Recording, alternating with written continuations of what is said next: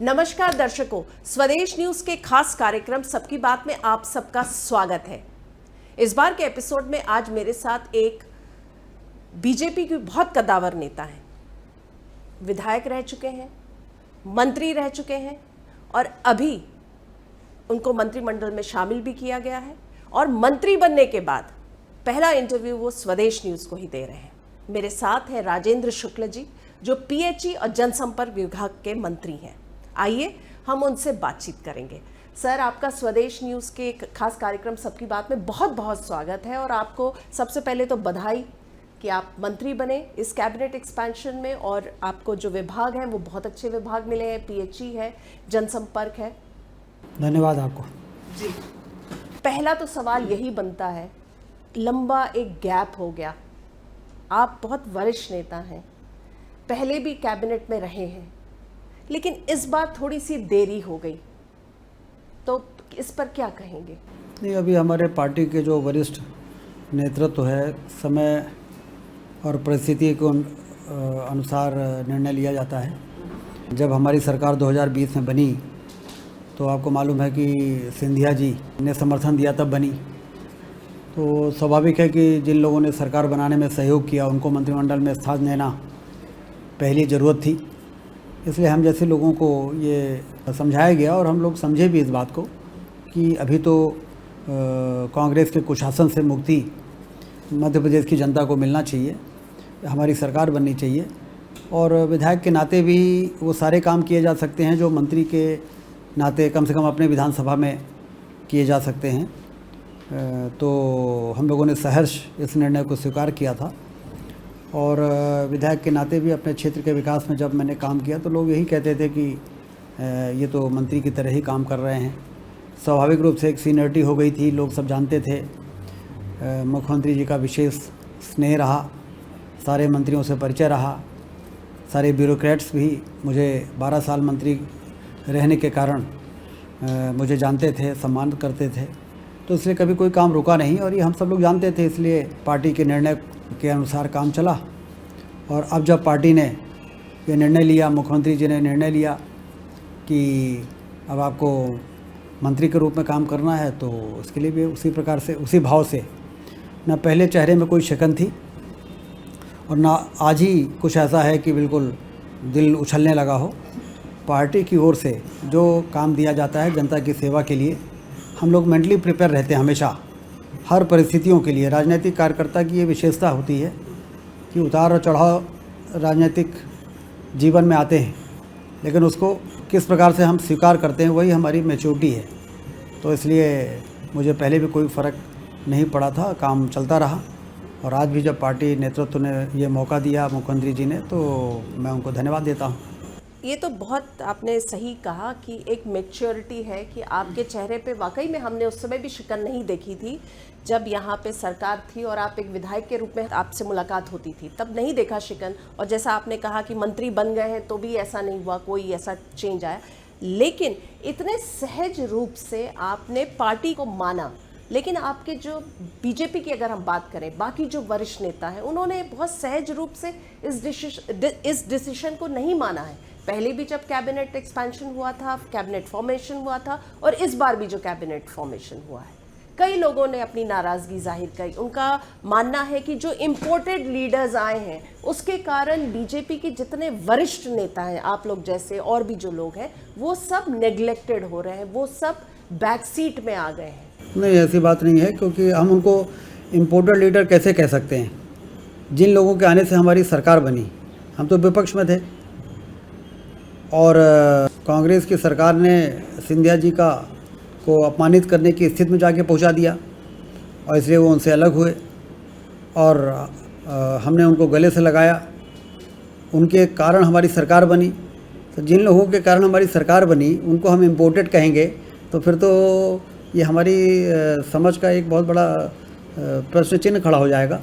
और मुझे कहते हुए बड़ी खुशी है कि सिंधिया जी के साथ जितने लोग भी आए वो भारतीय जनता पार्टी में उसी प्रकार से घुल मिल गए जैसे पानी में शक्कर घुल जाता है और पूरे उसी संस्कार में ढल गए। और राजमाता जी के त्याग तपस्या को तो हम लोग जानते हैं, उन्हीं खानदान के सिंधिया जी रहे तो उनको मिलाने में हम लोगों को ऐसा भी नहीं लगा कि किसी हम बाहर के किसी कांग्रेस के बहुत कट्टर व्यक्ति को मिला रहे हैं। हमें मालूम था कि ये तो अपने ही लोग हैं, पहले कांग्रेस में रहे किसी वजह से, लेकिन अब अपने साथ आ गए हैं। तो मैंने ये देखा कि उनके साथ जितने मंत्री आए, मंत्री बनने के बाद भी हमेशा उन्होंने इस बात का ध्यान रखा कि भारतीय जनता पार्टी के जो हमारे वरिष्ठ नेता हैं, जो कार्यकर्ता हैं, उनको कहीं ऐसा एहसास न होने पाए कि उनके आ जाने से पुराने लोगों के सम्मान में कहीं कोई कमी आई है। ये मैंने विशेष तौर से देखा। यहाँ तक कि मंत्रियों को भी मैंने देखा कि विधानसभा में मैं जब बैठा रहता था विधायक के नाते, तो कोई ना कोई ज़रूर मेरे पास आके बैठते थे और मुझसे कहते थे कि ये काम को कैसे करना है। ऊर्जा में मेरा लंबा अनुभव रहा तो ऊर्जा मंत्री आते थे, अन्य विभागों के मंत्री भी आते थे और मुझसे सलाह लेते थे, पूछते थे।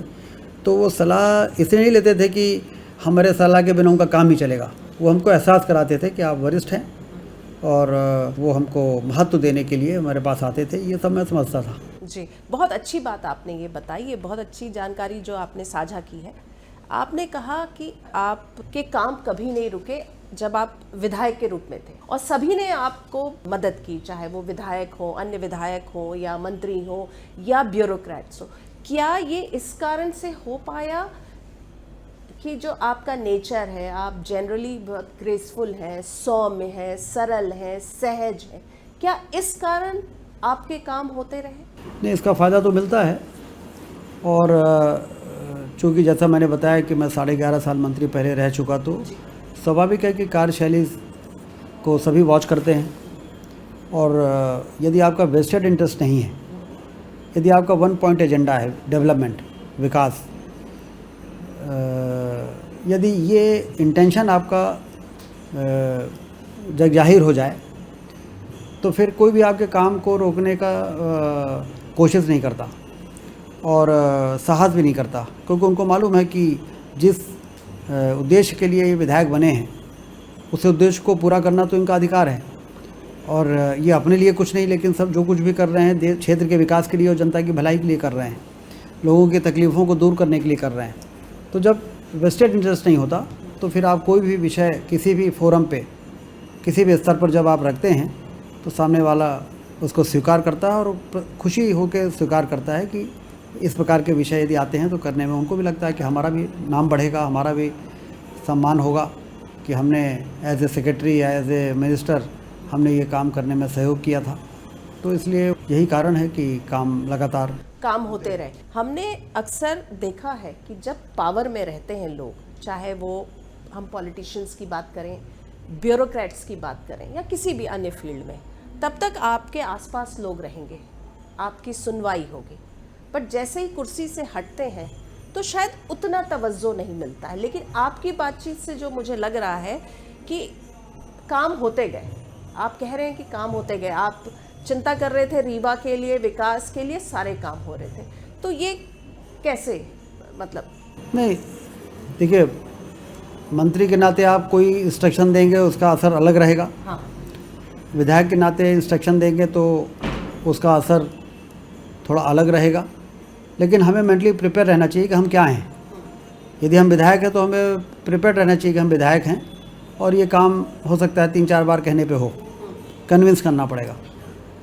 उस समय हम विधायक रहें और ये सोचे कि मंत्री के तरह हम आदेश दें और हमारा काम हो जाए, तो वो हमारी नासमझी है। तो आप उस ढांचे में अपने आप को ढाल लें जिससे कि वो काम होना चाहिए। आपके चारों तरफ लोग रहें न रहें, आपको देख के सैल्यूट करें न करें, मुद्दा ये नहीं है। यदि आप सैल्यूट नहीं किया और उसको ईगो बना के आपने झगड़ा कर लिया तो फिर काम तो किनारे हो गया। तो आपको अपनी हैसियत का एहसास होना चाहिए, किस समय किस हैसियत पे आप बैठे हैं, उस प्रकार का रिस्पांस सामने वाले से आएगा, ये पहले से ही आपको मालूम होना चाहिए। यदि आपको ये मालूम नहीं होगा तो आप फिर उत्तेजित होंगे, झगड़ा करेंगे और फिर आप परेशान होंगे, टेंशन में रहेंगे। तो इसलिए मेरे साथ इस प्रकार की समस्या नहीं रही हैं। हाँ। क्योंकि मैं पहले से ही उसी प्रकार का व्यवहार, हालांकि मंत्री रहने पे भी मैंने कभी किसी से इस प्रकार का व्यवहार नहीं किया कि उसको लगे कि मंत्री हैं। हाँ। और ईगो है। सामान्य तौर पे ये सारे पद आते और जाते हैं, लेकिन यदि इन पदों पर रह के आपने कुछ ऐसा काम कर दिया जो माइलस्टोन बन जाए तो उस माइलस्टोन के बनने के आनंद को सामने रख के आप काम करें, बजाय इसके कि हमारे चारों तरफ कितना अमला है, कौन हमको महत्व दे रहा है नहीं दे रहा है, ये मैटर नहीं करता है। मैटर ये करता है कि जिस काम के लिए आप लगे उस काम को किसी तरह अचीव करें। आपकी बातें सुन के लग रहा है आप एकदम ज़ेन फेज में हैं। पॉलिटिशियंस, आपने इंजीनियरिंग किया है और कॉलेज के समय से आपको पॉलिटिक्स करने की इच्छा उस समय थी, लेकिन अक्सर जब हम पॉलिटिशियंस से बात करते हैं तो इस तरह की मैच्योरिटी थोड़ी सी कम, वो आदमी सोचता है कि मैं हूँ पद पे हूँ तो मेरे आसपास लोग हों, पावर हो, और ये आप लेकिन बहुत ही, तो ये इतना कुछ आपके अंदर, ये कैसे आपने अपने अंदर डेवलप किया है? ये तो बचपन से ही चीज़ें स्वभाव में, संस्कार से ही ये बच्चों में ही इम्बाइब हो जाता है। इसके लिए कोई डेवलप करने की ज़रूरत नहीं होती है, और अपना अपना स्वभाव होता है। और काम होने पे हम सामने वाले से खुश हो और काम ना होने पे सामने वाले पे इतना नाराज़ हो जाएं कि काम होने की सारी संभावनाएं ही समाप्त हो जाएं। तो इस प्रकार इसीलिए तो बहुत से लोग काम करते रहे पहले, लेकिन वो परिणाम नहीं निकला जो अब निकला है। अब रीवा कहते हैं लोग बदल गया है, विंध्य क्षेत्र में विकास होने लगा है। तो उसका कारण ये है कि मछली की आँख की तरह उन सारे प्रोजेक्ट्स पे, उन सारी योजनाओं पे जो क्षेत्र की तस्वीर और तकदीर को बदल सकता है, सिर्फ उस पे ही नज़र थी, और उसके वो किस रूट से कैसे वो अचीव होना है उसके लिए ही लोगों को साथ में लेके चलने का काम किया गया। तो इसलिए वो काम हो गए।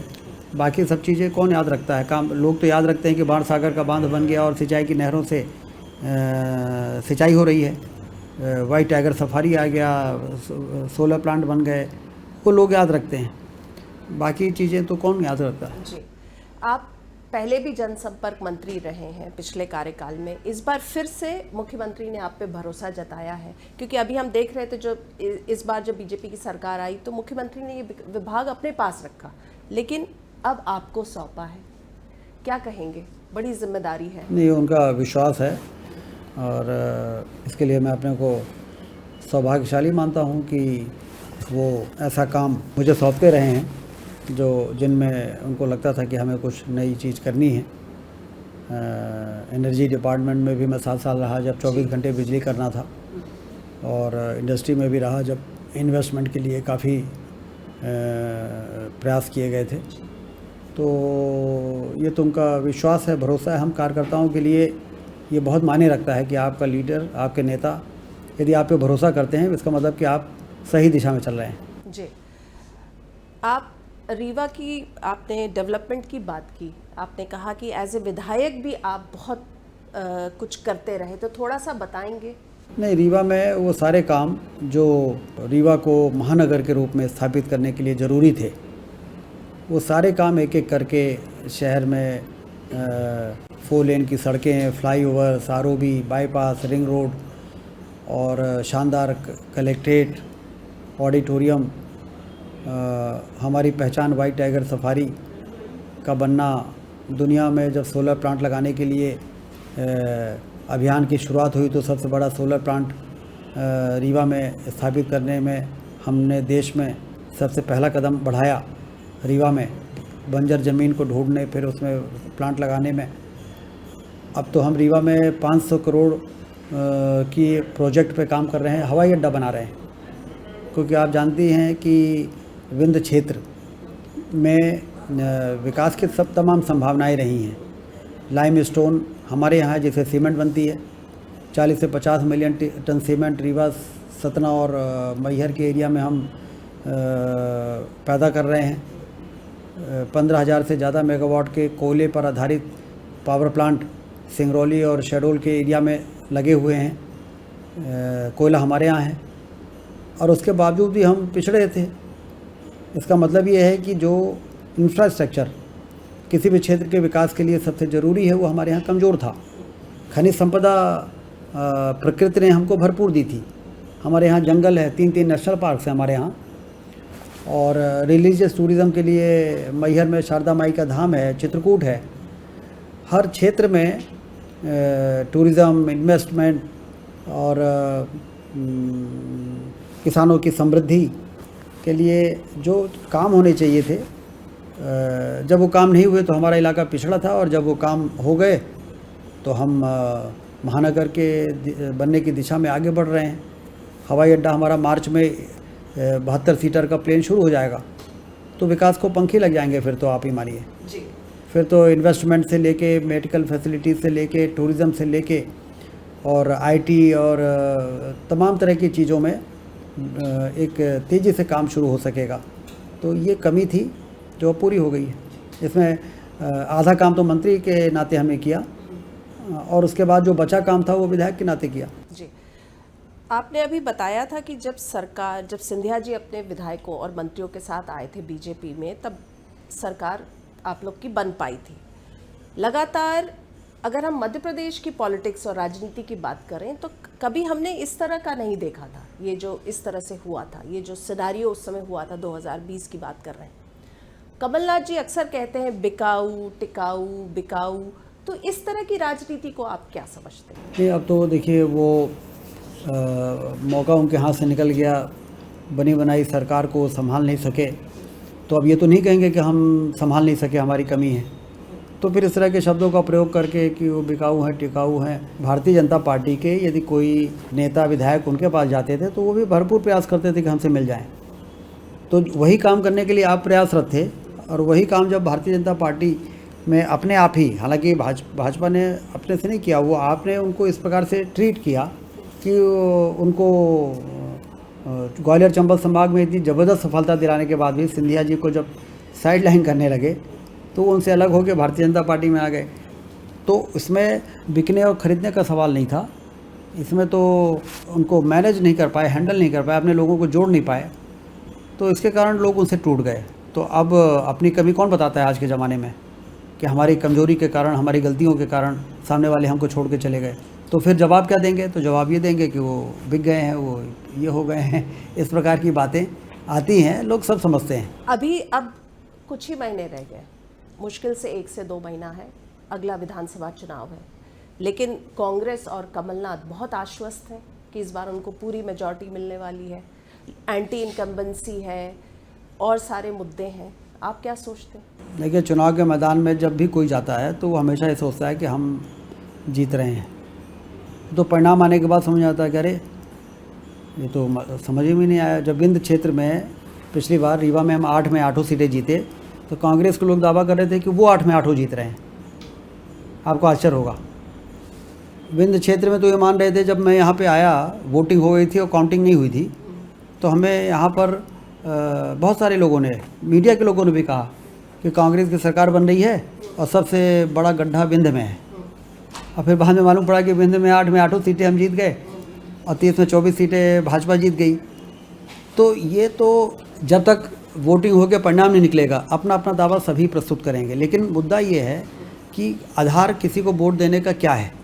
जब हमने मध्य प्रदेश में इतनी तरक्की भारतीय जनता पार्टी की सरकार में हो गई कि सिंचाई का रकबा 7 लाख से 47 लाख हो गया, बिजली का उत्पादन 3000 मेगावाट से 28,000 मेगावाट हो गया, मेडिकल कॉलेज जो 5-6 हुआ करते थे वो 20 हो गए, 4 लेन की सड़कें सिर्फ रीवा से भोपाल से इंदौर थी, अब तो पूरे मध्य प्रदेश के एक कोने से दूसरे कोने चले जाइए, 4 लेन की शानदार बाहें फैलाई हुई सड़कें आपको देखने को मिलेंगी।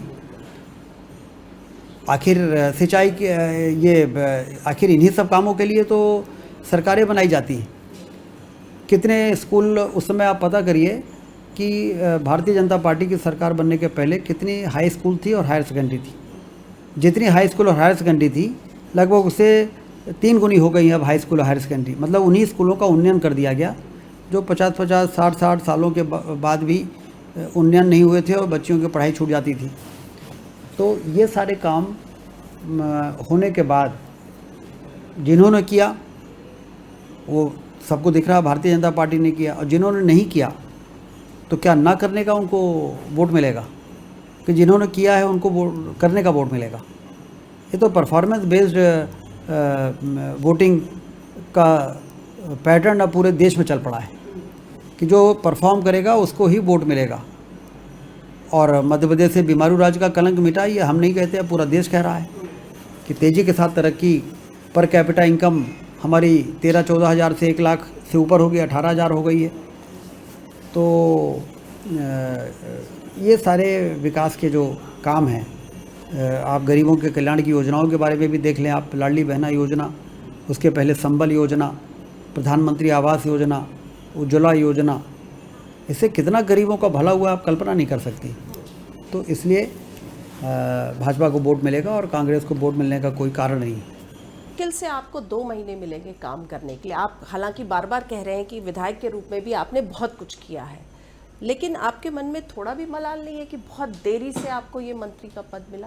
नहीं, वो तो मलाल तब होता जब मंत्री पद बनने के लिए बहुत दिनों से प्रतीक्षा कर रहे होते। हम तो सोच रहे थे कि विधायक के नाते ही चुनाव में जाना पड़ेगा, मंत्री बनेंगे ये तो अभी 10 दिन पहले तक नहीं मालूम था। और न उसके लिए कोई प्रयास ही था। अपन तो अपना काम कर रहे थे। मतलब आपने कभी एक बार भी नहीं बोला कि प्रयास नहीं किया कि नहीं आपको मंत्री हमारे पार्टी में प्रयास करने से कभी कुछ नहीं मिलता है, इसलिए प्रयास जो करता है वो शायद उनको मालूम नहीं है। यहाँ चिंतन वर्ग अलग है जो देश को एक परम वैभव के स्थान पर ले जाने के लिए लगातार काम कर रहे हैं लोग।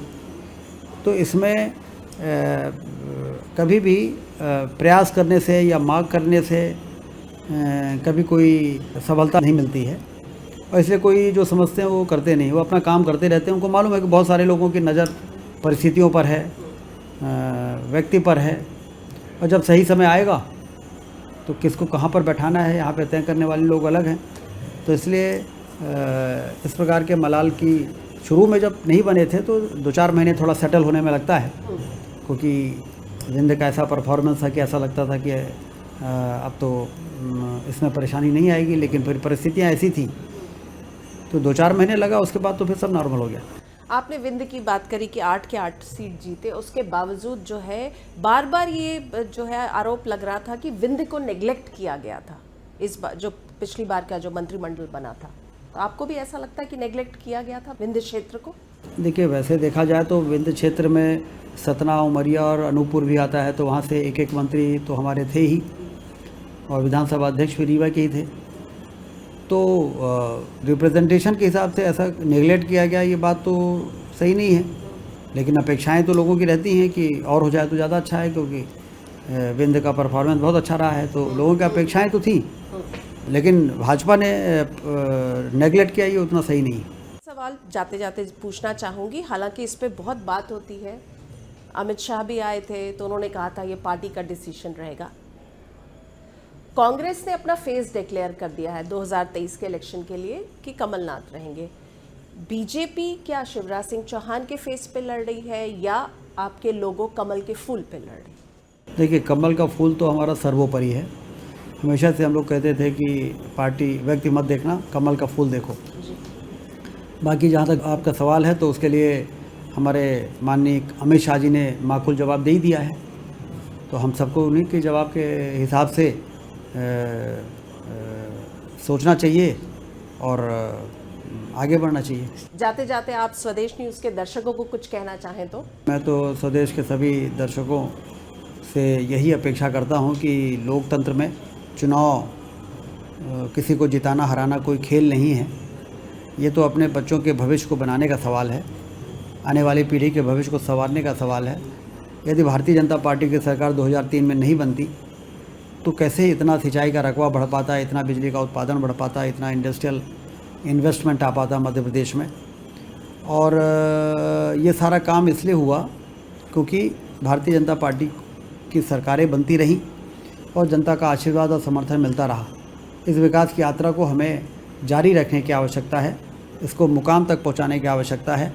जैसे प्रधानमंत्री मोदी जी देश को दुनिया में सबसे बेहतर देश बनाने के लिए, विश्व गुरु के स्थान पर पहुंचाने के लिए लगातार काम कर रहे हैं, वैसे ही मध्य प्रदेश को सबसे बेहतर राज्य देश के अंदर बनाने का काम हमारे मुख्यमंत्री आदरणीय शिवराज सिंह चौहान जी कर रहे हैं। इस यज्ञ में मैं इसे यज्ञ मानता हूं, क्योंकि आने वाली पीढ़ी के भविष्य का सवाल है। इस यज्ञ में सभी लोगों से आशीर्वाद की आवश्यकता है, सहयोग की आवश्यकता है, आहुति की आवश्यकता है। इसलिए लोकतंत्र का पर्व जो नवंबर में आने वाला है, एक बेहतर सरकार बनके और विकास के कार्यों को मुकाम तक पहुंचाने के लिए सभी की सहयोग और आशीर्वाद की आवश्यकता है। तो सारे लोग जो इस चैनल के माध्यम से हमारी बातों को सुन रहे हैं, उनसे मेरा निवेदन है कि आप मध्य प्रदेश में एक बार फिर से भारतीय जनता पार्टी की सरकार बना के और विकास की यात्रा को मुकाम तक पहुंचाने के लिए अपना सहयोग दें। मैं यही अपील करता हूं। जी सर, आपने स्वदेश न्यूज़ के इस कार्यक्रम सबकी बात को अपना समय दिया, हमसे इतनी बातचीत की और इतने सारे बिंदुओं पे बातचीत की और इतने खुल के आपने अपनी बातें बताई। आपको बहुत बहुत धन्यवाद और हमारी शुभकामनाएं आपके साथ हैं। बहुत बहुत धन्यवाद। तो दर्शकों, आज के एपिसोड में हमने मुलाकात की पीएचई और जनसंपर्क मंत्री राजेंद्र शुक्ल जी से। जैसा कि आपने पूरा इंटरव्यू सुना और समझा कि बहुत मैच्योर है, धीर, गंभीर, सहज और सरल। उनसे एक लेसन तो हम सबको सीखना चाहिए कि परिस्थिति कैसी भी हो, हम सबको उसी तरह से रहना चाहिए और परिस्थिति का सामना करना चाहिए, तो अपने आप चीज़ें जो हैं वो संभल जाती हैं। तो आज के एपिसोड में बस इतना ही। अगले हफ्ते हम एक बार फिर से मुलाकात करेंगे एक नए मेहमान के साथ। तब तक के लिए दीजिए हमें आज्ञा। नमस्कार। ऐसे ही वीडियोस को लाइक, शेयर, फॉलो और यूट्यूब को सब्सक्राइब कर बेल आइकॉन दबाना ना भूलें और ताज़ा अपडेट्स के लिए हमारी वेबसाइट swadeshlive.com पर जरूर जाएं।